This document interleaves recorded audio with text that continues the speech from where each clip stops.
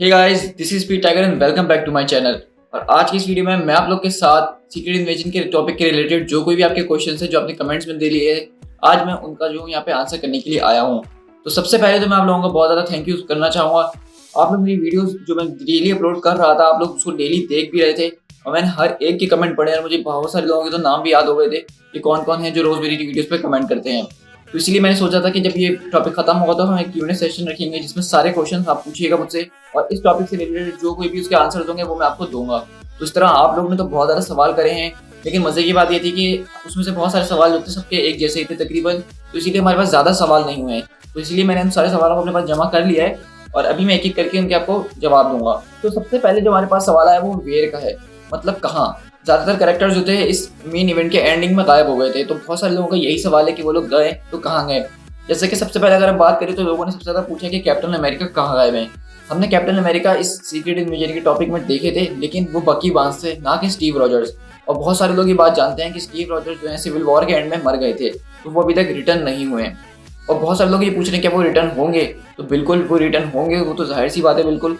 लेकिन कब होंगे और कैसे होंगे वो मैं अभी आपको नहीं बताऊंगा, वरना हमारी पूरी स्टोरी जो है, एक स्टोरी आर्क, वो बेकार हो जाएगा, मैं स्पॉइल कर दूंगा उसको, तो वो मैं नहीं चाह रहा हूँ। लेकिन ये याद रखिएगा कि कैप्टन अमेरिका यानी स्टीव रॉजर्स जो है लौट के बहुत जल्द आने वाले हैं। उसके बाद दूसरे लोगों ने पूछा कि हल्क कहाँ है। मतलब यार, थॉर और हल्क जब एक साथ होते हैं तो हमें मजा ही आ जाता है, लेकिन थॉर तो हमें बहुत अच्छी तरीके से नजर आया है, हल्क कहीं नजर नहीं आया। तो हल्क आखिरकार था तो था कहाँ।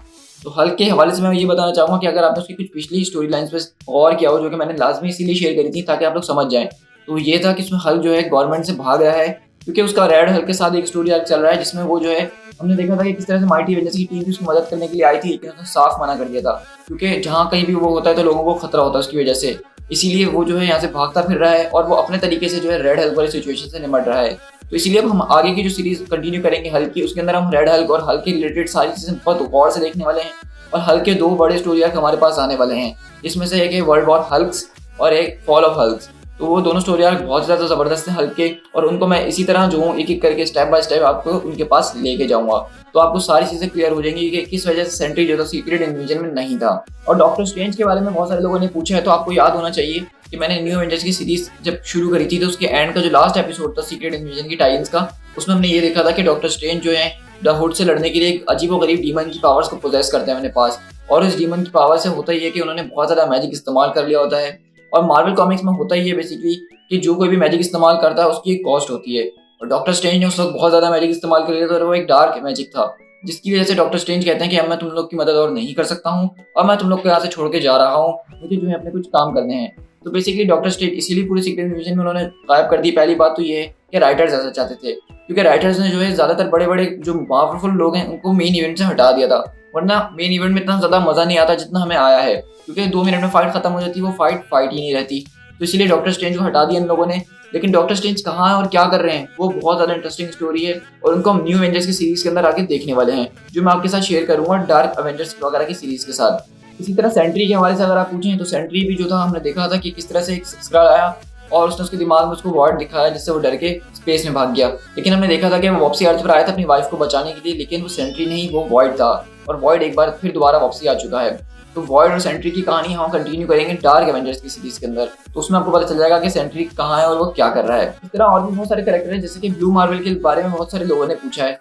तो ब्लू मार्वल बेसिकली एक ऐसा कैरेक्टर है कि मार्वल ने बना तो दिया था 2008 के दरमियान में, लेकिन उनको पता नहीं था उसके साथ वो करे क्या, क्योंकि उसको इतना ज़्यादा पावरफुल दिखाया था कि वो जो है डायरेक्ट नेगेटिव जोन की एनर्जीज को इस्तेमाल कर रहा होता है, सेंट्री से टू टू टू लड़ रहा होता है, पूरी माइटी एवेंजर्स की टीम के ऊपर इतना ज़्यादा भारी पड़ रहा होता है। तो बेसिकली उनको समझ में नहीं आ रहा कि अब इसको इस्तेमाल किस तरह से करें। तो इसीलिए राइटर्स ने सीधी सी बात है कि मार्वल कॉमिक्स में यानी सीक्रेट इन्वेजन में उसको रखने से इनकार कर दिया, क्योंकि उनको नहीं पता था कि इसके साथ क्या करें, इसके स्टोरी में कैसे लेके चलें। तो ब्लू मार्वल एक ऐसा कैरेक्टर है जो कि काफ़ी हद तक गायब भी रहता है, कभी अगर हमें नजर आ जाए तो बहुत बड़ी लक की बात होती है हमारे लिए। तो आगे के कॉमिक्स में भी ब्लू मार्वल हमें कोई खास नजर नहीं आने वाला है, तकरीबन 4-5 साल के कॉमिक्स के बाद वो हमें नजर आएगा, और उसमें भी कोई इतना छोटा मोटा रोल होगा, कोई बड़ा रोल नहीं होगा उसका। अच्छा, दूसरी मजे की बात जो है, ये सवाल मेरा खुद का भी था कि इटर्नल्स कहाँ हैं, वरना इटर्नल्स को भी हमने थोड़े टाइम पहले बहुत ज्यादा एक्टिव देखा था मार्वल कॉमिक्स में। वो हमें इनक्रेडिबल हरकुलिस की सीरीज में भी नजर आए, वो एक्स-मेन के साथ भी नजर आए थे, और वो बहुत सारे काम भी कर रहे थे अपने रिलेटेड। लेकिन फिर वही बात है कि राइटर्स ऐसा नहीं चाहते थे कि इटर्नल्स को जो है सीरीज में डाला जाए, वरना ये फाइट इतनी मजेदार रहती नहीं, क्योंकि इटर्नल्स काफी ज्यादा पावरफुल रेस है। वो 2 मिनट में जो है ये सारी मेन फाइट जो है खत्म कर देती। तो शायद यही एक वजह थी जिस वजह से इटर्नल्स हमें जो है मेन कॉमिक्स के अंदर नजर नहीं आए। तो ये तो सारे वो सवाल हो गए जो आपने पूछे तो वेयर के, यानी ये लोग कहाँ हैं। तो ये मैंने आप होप कि आपको समझा दिया, आपको समझ में आ गए होंगे। उसके अलावा जो दूसरा सवाल आप एक बंदे ने किया है, और ये सिर्फ एक ही बंदे ने सवाल किया है, और जो मुझे बहुत ज़्यादा पसंद लगा है, क्योंकि इसके सवाल से मुझे अंदाज़ा हो रहा है कि इसने बहुत गौर से मेरी कॉमिक्स देखी हैं। तो इसका नाम मुझे सॉरी अभी याद नहीं है, लेकिन अगर मुझे याद आया तो मैं यहाँ नीचे कहीं डाल दूंगा। तो डॉक्टर डूम जो है उनको तो जेल में होना चाहिए था, तो इस वक्त वो कॉमिक्स के आखिर में हमने देखा कि नेमोर वगैरह सब कैसे बैठे हुए हैं। तो ये सवाल बहुत अच्छा है, क्योंकि हमने देखा था कि डॉक्टर डूम को जो है आयरन मैन वगैरह पकड़ते हैं माइटी एवेंजर्स की सीरीज के लास्ट वाले एपिसोड में, वेनम बॉम्ब का जो एपिसोड था, और उनको जेल में डाल देते हैं शील्ड की। लेकिन आपको ये बात याद रखनी चाहिए कि सीक्रेट इन्वेजन का जो पहला इशू था उसके अंदर हमने देखा कि किस तरह से आयरन मैन के आर्मर के अंदर उसकी हर चीज़ के अंदर वायरस घुस जाता है, और सारी जो प्रिजनर्स वगैरह होते हैं वो खुल जाते हैं। तो इसी सारे प्रिजनर्स जब खुलते हैं तो इसी के बीच डॉक्टर डूम जो होते हैं वो भी आज़ाद हो जाते हैं, और इसीलिए वो हमें आज़ाद नजर आ रहे हैं, ना कि जेल के अंदर। इसी तरह हमने देखा था कि मार्वल बॉय वगैरह जो थे वो भी जेल के खुलने की वजह से वो वहां से निकल गए थे। लेकिन मार्वल बॉय बहुत अच्छा कैरेक्टर है जिसको हम बहुत जल्द देखने वाले हैं आगे अपने कॉमिक्स के अंदर। अच्छा, जो दूसरा सवाल है वो काफी ज्यादा जबरदस्त है, वो इसी से रिलेटेड है कि डॉक्टर डूम, लॉकी, नेमोर, एमा फ्रॉस्ट, द हुड और ये सारे जो है नॉर्मन ऑसबॉर्न उनको लीड कर रहे हैं। तो ये क्या चीज़ है, ये मतलब एक नई टीम है, ये क्या है?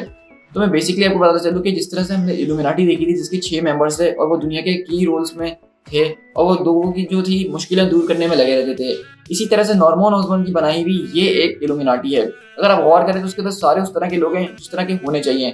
नेमोर के हवाले से तो आपको पता ही है कि वो हीरो से ज़्यादा विलन हमें ज़्यादा ही नजर लगता है, मतलब अपने आप को बोलता है हीरो है लेकिन उसके काम सारे विलन वाले होते हैं, ये बात आपको माननी पड़ेगी। और यही एक वजह जिससे नेमोर का कैरेक्टर बहुत ज़्यादा इंटरेस्टिंग होता है और एक्वामैन से इसको बिल्कुल अलग कर देता है। और एमा फ्रॉस्ट जो इस वक्त एक्समैन की लीडर है वो भी हमने देखा कि यहाँ पे मौजूद है, और उसके साथ साथ लोकी, उसका तो काम यहाँ पे होना ही था ना, क्योंकि एसगार्ड जो इस वक्त अर्थ के ऊपर है और वो काफी इंपॉर्टेंट रोल प्ले कर रहा है इन सारे इवेंट्स में, तो इसलिए लोकी यहाँ पे मौजूद है। और द हुड तो मेरा यार फेवरेट कैरेक्टर हो गया। बेसिकली हमने देखा कि किस तरह से द हुड जो है डॉर्मामू के साथ काम कर रहा है, तो वो कोई छोटी मोटी चीज़ नहीं है जिससे नॉर्मन ऑसबॉर्न पंगा ले रहे हो, तो इसलिए नॉर्मन ऑसबॉर्न ने उसको अपनी टीम में शामिल किया है। और डॉक्टर डूम वो तो ऑब्वियसली सी बात है कि उससे ज़्यादा खतरनाक विलन तो कोई हो ही नहीं सकता मार्वल कॉमिक्स के अंदर, तो इसलिए ये एक बेसिकली विलन्स की इल्यूमिनाटी है जो कि हमें पूरे डार्क रेन के टॉपिक के अंदर दिखती नजर आएगी कि किस तरह से ये लोग अपने इविल प्लान्स बना रहे हैं। इसमें हम देखेंगे कि किस तरह से वो लोग एसगार्ड के ऊपर सीज का इवेंट करते हैं, किस तरह से एक्समैन के घर वो लोग में उटोपिया का इवेंट करते हैं। बहुत सारे ऐसे इवेंट्स होने वाले हैं जो बहुत ज़्यादा ज़बरदस्त हैं, और डॉक्टर नॉर्मन ऑसबॉर्न और ये जो डॉक्टर डूम वगैरह मिलके वो ये कर रहे हैं, तो इनसे हमारे पास बहुत ज़्यादा स्टोरीज फ्यूचर में सामने आने वाली हैं। अच्छा, एक मुझसे जो गलती हुई थी कॉमिक्स में वो ये हुई थी कि मैंने हम लोग को बताया था 3rd या 4th इशू के अंदर के विजन की डेथ हो गई है, लेकिन उसके बाद हमने विजन को देखा था। तो दरअसल बात ये थी कि उन्होंने विजन को मार तो दिया था, एक तरह से हमने कॉमिक्स में भी देखा था, लेकिन वो दरअसल एक एंड्रॉइड है, उसका मरना ना मरना वो एक ही सी बात है, उसके पार्ट्स हैं वो, यानी एक मैकेनिकल चीज़ है, वो दोबारा जिंदा हो सकता है। तो इसमें कोई उतनी बड़ी बात नहीं है जो आप लोग टेंशन ले रहे थे कि विजन कैसे वापसी आ गया। तो विजन एक एंड्रॉइड है, वो मर भी जाए तो उसमें कोई फर्क नहीं पड़ता, उसका डेटाबेस कहीं और सेव है, वो दोबारा किसी और बॉडी में आ जाएगा। और इसी तरह हम मार्वल के जो अब टीवी सीरीज आने वाली है वांडा विजन, उसमें भी शायद विजन को इसी तरह से वापसी आते देखें कि विजन एक कंप्यूटर चीज़ है, एक प्रोग्राम है, जिसको किसी और बॉडी में डाल दो तो वो वहाँ पे विजन आ जाएगा, तो इसमें कोई बड़ी बात नहीं है। तो ये सारे वो सवाल थे जो आप लोगों ने सीक्रेट इन्वेजन के टॉपिक से रिलेटेड मुझसे किए थे, और आप लोगों ने पूछा था कि ये कैरेक्टर्स कहाँ हैं, ये कैरेक्टर्स कहाँ हैं, ये कैसे हुआ, वो कैसे हुआ। तो आई होप कि मैंने सारे सवालों के जवाब आपके दे दिए होंगे और आपको ये सीक्रेट इन्वेजन का टॉपिक अच्छे से आ गया होगा। एक जो फाइनल क्वेश्चन आप लोगों ने बहुत ज़्यादा पूछा है और वो ऐसा लग रहा है कि बिल्कुल आप लोग का कंसर्न बनता है कि लूक केज की बेटी कहाँ है भाई। हमने देखा कि लूक केज की बेटी जो है जेसिका, वो जारवेस के हवाले करती है, लेकिन पता ये चलता है कि जारवेस वो तो खुद एक स्क्रल है और वो गायब हो जाता है बेटी लेके। तो उसकी बेटी कहाँ है वो बहुत जल्द हम देखने वाले हैं न्यू एवेंजर्स की सीरीज के अंदर ही। और लूक केज वगैरह की टीम जो है अभी सीक्रेट एवेंजर्स वाली, वो अभी यही टीम रहेगी जिसमें स्पाइडरमैन, रॉनिन वगैरह रहेंगे, और ये लोग अपनी बेटी को ढूंढने के मिशन पे जाएंगे। और साथ ही साथ ये लोग डॉक्टर स्ट्रेंज को ढूंढने के लिए भी जाएंगे, क्योंकि इनको भी परेशानी होगी कि डॉक्टर स्ट्रेंज है तो है कहाँ। तो इसलिए न्यू एवेंजर्स की जो सीरीज आगे शुरू होने वाली है वो बहुत ही ज्यादा मजेदार होने वाली है। तो बात कर लेते हैं कॉमिक्स में नेक्स्ट क्या आएगा। ये तो हमारी सीक्रेट डिवीजन का टॉपिक हो गया जो हमने आखिरकार कंप्लीट कर लिया, और मुझे बहुत ज्यादा खुशी है कि हमने इसको कंप्लीट करा अपने चैनल पे, वो भी सारी टाइम्स के साथ। तो ये कोई छोटी मोटी बात नहीं है, मतलब कोई भी चैनल इस तरह से यूट्यूब पे डेली अपलोड करके इतना बड़ा इवेंट कंप्लीट नहीं करता है। ज़्यादातर लोग सिर्फ मेन इवेंट्स उठाते हैं जो आर्ट इश्यूज होते हैं उनको शेयर करते हैं, व्यूज़ कमा लेते हैं, लेकिन मैंने आप लोग के साथ पूरी एक स्टोरी आर्क शेयर करा है ताकि आप लोगों को समझ में आ सके कि मार्वल कॉमिक्स जो लोग कहते हैं कि लेजी राइटिंग्स करते हैं, डीसी के कॉमिक्स की स्टोरी ज़्यादा डाइवर्स होती हैं, डीप होती हैं, तो उनको ये बात समझ में आ सके कि टाइम से कितना फ़र्क पड़ता है स्टोरी के ऊपर। तो अब आप लोग का सबसे ज़्यादा सवाल ये था कि अब इसके बाद क्या, मतलब ये इवेंट तो खत्म हो गया ना, तो उसके बाद क्या करना है भाई, बस यही करना था क्या? नहीं नहीं, ऐसा बिल्कुल भी नहीं है। इसके बाद जो है अब हम सबसे बड़ी इवेंट की तरफ जाने वाले हैं, जो कि स्पेस बेस्ड इवेंट होगा, वॉर ऑफ किंग्स का। ये बहुत ही ज़्यादा ज़बरदस्त इवेंट है। इसकी हम थोड़ी सी जो है हिंट देख चुके हैं कि इनह्यूमन जो है वो क्री स्पेस की तरफ जा रहे थे स्क्रल वगैरह से निपटने के लिए, और दूसरी तरफ हम जो है इस सीरीज का जो है दूसरा पहलू देखने वाले हैं, यानी कि वुल्कन। इनह्यूमन्स और वुल्कन के बीच की जो लड़ाई है वो बेसिकली इस सीरीज का प्लॉट पॉइंट होगी। वुल्कन आपको याद होगा कि एक्समैन था एक, जो कि शियार एम्पायर की तरफ गया था वहाँ पे अपना बदला लेने के लिए माँ बाप का, लेकिन वो वहाँ पे इन लोगों के साथ मिल जाता है और आखिरकार वो जो वहाँ का एम्पायर होता है उसको मार के खुद वहाँ का एम्पायर बन जाता है। अब हम अपनी एक्समैन की नई सीरीज शुरू करेंगे चैनल पे, जो कि है एम्पायर वुल्कन के नाम से। उसके अंदर हम देखेंगे जब शियार एम्पायर के अंदर वो वुल्कन एम्पायर बना तो क्या हुआ, उसने किस तरह से लोगों के ऊपर रूल करना शुरू करा, और जो स्टार जैमर जिसमें हैवॉक और लॉर्ना वगैरह थे, रेचल समर्स थी, वो लोग स्पेस में उससे किस तरह से लड़ रहे हैं। तो अभी मैं फिलहाल ये सीरीज अपने चैनल पे शुरू करने वाला हूँ बिल्कुल। इसके साथ ही हम वॉर ऑफ किंग की जो सीरीज है उसको शुरू करेंगे। तो अभी हम अर्थ बेस्ड इवेंट की तरफ थोड़े टाइम से दूर रहेंगे और स्पेस की तरफ मैं आपको लेके जाऊंगा, क्योंकि ये स्पेस बेस्ड इवेंट्स बहुत ज्यादा कूल है और आपको बहुत ही ज्यादा मजा आने वाला है। और रही बात अर्थ बेस्ड इवेंट की, तो वो मैं बहुत जल्द शुरू करूंगा। इसमें डार्क एवेंजर्स की सीरीज होगी, हमारे पास हल्के टॉपिक होंगे, इनक्रेडिबल हरकुलिस होंगी, न्यू एवेंजर्स होंगे, माइटी एवेंजर्स की एक नई टीम होगी जिसको हैंक पिम लीड कर रहे होंगे अब, और इस तरह बहुत ज्यादा सीरीज होंगी जो हम देखने वाले हैं। खासकर थॉर की जो एसगार्ड के ऊपर जो चीजें हो रही है, जिस तरह से वो अपने एसगार्डियन को ढूंढ रहा है, ये सारे टॉपिक्स हम कवर करेंगे अर्थ बेस्ड इवेंट्स में। लेकिन अभी मैं थोड़े टाइम के लिए स्पेस की तरफ जा रहा हूँ ताकि हम दोबारा अर्थ पर आ सकें, और हम बीच में इसी तरह से करते रहेंगे कि स्पेस में जाएंगे फिर अर्थ पर आएंगे, फिर स्पेस में जाएंगे फिर अर्थ पर आएंगे, ताकि हमारी दोनों चीजें जो है वो टाइमलाइन के हिसाब से चलती रहें।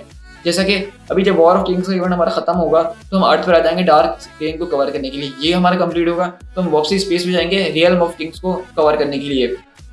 और इसी तरह बैक एंड फोर्थ हम लोग जो है चीज़ें चलाते रहेंगे। फिर हम सीज का इवेंट कवर करेंगे, उसके बाद हम सीज से दोबारा स्पेस में जाएंगे, थैनोस इम्पेरेटिव कवर करेंगे जो कि बहुत ही ज़्यादा ज़बरदस्त इवेंट है और आपको मज़ा आ जाएगा। तो इसीलिए फ्यूचर के हवाले से आप बिल्कुल भी टेंशन नहीं लीजिए।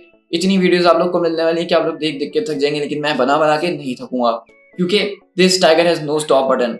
तो गाइज ये था आपका हमारा Q&A सेशन, जिसके अंदर हमने बात करी सीक्रेट इन्वेजन के टॉपिक से रिलेटेड। जो क्वेश्चंस आपके माइंड में थे वो मैंने आंसर कर दिए हैं। तो आई होप कि आपको ये इवेंट काफी ज्यादा समझ में आ गया होगा, और जब समझ में चीज आती है तो पसंद भी खुद ब खुद आ जाती है।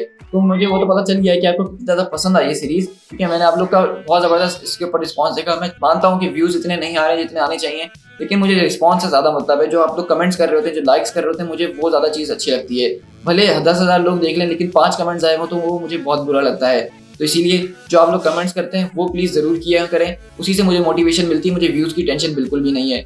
मैं अपने चैनल पर इस तरह की सीरीज़ तब भी बना रहा था जब मेरे सिर्फ 1000 सब्सक्राइबर थे, और मैं तब भी बनाऊंगा जब मेरी चैनल पर सब्सक्राइबर 1 मिलियन भी क्यों ना पहुंच जाए, लेकिन मैं ये चीज़ कंटिन्यू रखने वाला हूँ। तो इसीलिए आप लोग प्लीज़ मेरे चैनल को सब्सक्राइब कीजिए ज़्यादा से ज़्यादा, और वीडियो को लाइक और कमेंट करना मत भूलिएगा, उससे मुझे बहुत ज़्यादा मोटिवेशन मिलती है।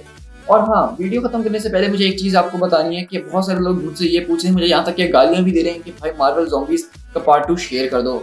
तो भाइयों देखो, मार्वल ज़ॉम्बीज़ का सिर्फ अभी तक एक ही इशू आया है, दूसरा कोई इशू नहीं आया है, और कब आएगा उसके बारे में मार्वल ने कोई इन्फॉर्मेशन नहीं दी है।